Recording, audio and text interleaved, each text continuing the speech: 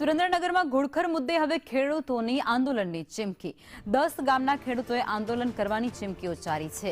તંત્રને રજૂઆત કરવા છતાં પણ તંત્રના પેટનું પાણી નથી હલતું તેવો દાવો ખેડૂતો દ્વારા થયો છે। ઘોડખરના ત્રાસથી રવિ પાકને ભારે નુકસાન થઈ રહ્યું છે।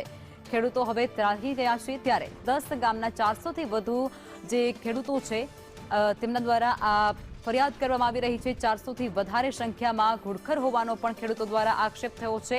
ત્યારે ખાસ કરી ચણા, જીરું અને વરિયાળી અને તુવેરના જે પાક છે તેને નુકસાન પહોંચાડી રહ્યા છે આ ઘોડખર। 2 વર્ષથી તંત્રને વારંવાર આ બાબતને લઈને રજૂઆત કરવામાં આવી રહી છે। આવેદનપત્ર સતત આપવામાં આવ્યા છે અને તે છતાં તંત્ર દ્વારા કોઈ કામગીરી નથી થઈ। ખાતર પાણી કરીને એમને રાત દિવસ ઉજાગરા કરીને ચણાનું વાવેતર કર્યું, પાક તૈયાર થવાની તૈયારી ઉપર હતો ત્યારે ખચેડા એક જ દિવસે ભાઈ ખેતર ના ગયો, એક જ દિવસ તાવ આવ્યો એના હિસાબેથી આ રેની ઝાટકા દોરી છે। ઝટકા દોરીનો ખર્ચો કર્યો એમને અને ફરતો ઝટકા દોરી પણ મારી હતી, છતાંય ખચેડા અંદર ગરી ગયા અને આખી રાત રહીને આખું ખેતરનું